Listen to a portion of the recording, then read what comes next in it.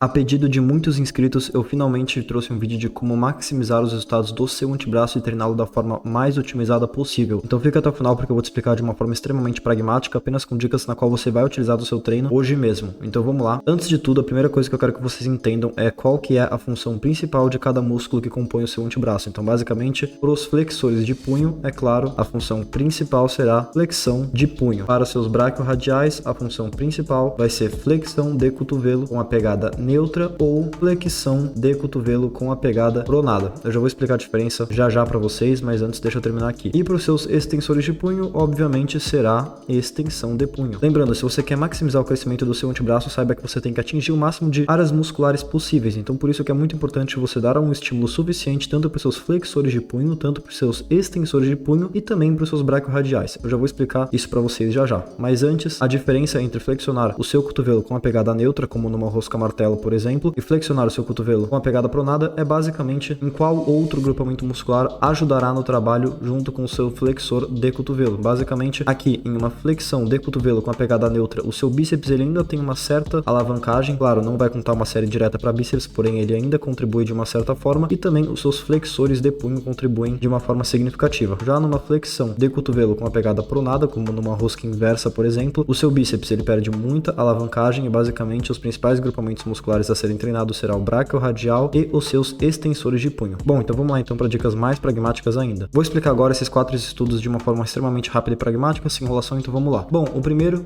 ele diz que existe uma grande diferença, uma grande variação na recuperação de cada grupamento muscular. Então, basicamente, alguns grupamentos musculares, eles se recuperam mais rápido do que outros. E é o caso dos flexores de cotovelo. Basicamente, o braquiorradial, o bíceps e o radial, eles são músculos muito mais suscetíveis ao dano muscular, simplesmente porque eles são mais compostos com fibras do tipo 2, aquelas que são mais rápidas e têm uma maior capacidade de produção de força e também uma maior capacidade de crescimento muscular, mas também são mais suscetíveis ao dano muscular, necessitando assim de um maior tempo de recuperação e também de uma manipulação melhor ainda de métricas como volume de treino, intensidade, repetições em reserva, controle de fadiga, etc. Então é isso, o seu braquiorradial ou qualquer flexor de cotovelo, eles são bem suscetíveis ao dano muscular, então por isso é que eles devem ser trabalhados majoritariamente apenas com repetições em reserva e também com um volume de treino ligeiramente menor por sessão. Segundo estudo, a posição do seu punho afeta sim na ativação voluntária do seu bíceps. Então basicamente o seu bíceps ele recebe melhor produção de força quando é trabalhado na posição supinada, então por isso que quando você trabalha ele na posição neutra ou na posição pronada, você não precisa se preocupar muito com o volume de treino para bíceps, simplesmente porque ele vai estar com uma ativação voluntária mínima. Isso significa que o estímulo não vai ser direto, não vai ter um estímulo tão eficiente, tão eficaz para a hipertrofia, mas também a fadiga vai ser bem menor. Então não se preocupe em relação a isso, você realizar qualquer flexão de cotovelo, seja com rosca martelo ou principalmente com rosca inversa, você não deve contar isso como uma série direta para bíceps. Terceiro estudo, o bíceps ele tem uma maior capacidade de produção de força e também de recrutamento de unidades motoras ao ser trabalhado com os cotovelos estendidos, ou seja, na posição com máximo alongamento, enquanto os braquiorradiais, que é o músculo que compõe o seu antebraço, eles são trabalhados de uma forma melhor e superior quando os cotovelos estão flexionados, basicamente na parte encurtada do movimento. Então por isso que quando você realiza flexões de cotovelo com o foco no seu antebraço, você não precisa se preocupar muito em estender o máximo possível o seu cotovelo, você não precisa focar no alongamento, mas sim muito mais na contração. E esse último estudo, ele basicamente complementa o que eu acabei de dizer, entre 20 a 70 graus, o músculo a ser trabalhado com ênfase vai ser o seu bíceps, onde ele vai receber maior recrutamento de unidades motoras e maior capacidade de produção de força, e acima de 70 graus, o seu braquiorradial ele vai conseguir obter uma alavancagem muito maior. Então por isso que quando você for realizar exercícios de bíceps, você realiza com alongamento completo e na hora de flexionar o cotovelo, não precisa flexionar ele completamente, simplesmente porque o bíceps vai perder a alavancagem. Porém, para treinar os braquiorradiais, você deve fazer o contrário, basicamente não precisar estender completamente o seu cotovelo, porém sim flexionar ele totalmente. Acredito que deu para vocês entenderem. Bom, mas vamos lá agora para as dicas práticas. Basicamente vou montar um treino agora extremamente eficiente e minimalista para vocês. Então basicamente um treino completo para o seu antebraço de forma minimalista e também de forma altamente otimizada, eu apenas incluiria esses 2 exercícios. Primeiramente eu realizaria flexão de cotovelo com a pegada pronada, basicamente uma rosca inversa, seja na polia, seja com halteres ou seja na barra. E segundo exercício eu realizaria uma flexão de punho para trabalhar os flexores de punho, obviamente. Bom, se você quer maximizar ainda mais o recrutamento de unidades motoras para o seu braquiorradial, no primeiro exercício eu realizaria ele na polia com uma caneleira no seu punho, ou simplesmente utilizaria straps, simplesmente porque os seus flexores de cotovelo são muito mais fortes do que os seus dedos, exatamente. Bom, claro, se você não quiser utilizar dessa forma, não tem problema nenhum, você não precisa recrutar o máximo de unidades motoras em todos os exercícios possíveis. Então é isso. Agora em relação ao volume de treino e frequência, vocês já sabem simplesmente porque todos os grupamentos musculares musculares eles se beneficiam do mesmo volume e da mesma frequência. Basicamente, o volume semanal seria algo em torno de 6 a 8 séries e a frequência ideal seria algo de 2 a 3.5 séries. Basicamente aqui numa divisão upper lower e aqui numa divisão full body de assim e de anão. Então é isso, não tem muito mais o que eu explicar. Antes de tudo, eu preciso que vocês entendam que o antebraço, assim como a panturrilha, são compostos majoritariamente por fibras musculares do tipo 1,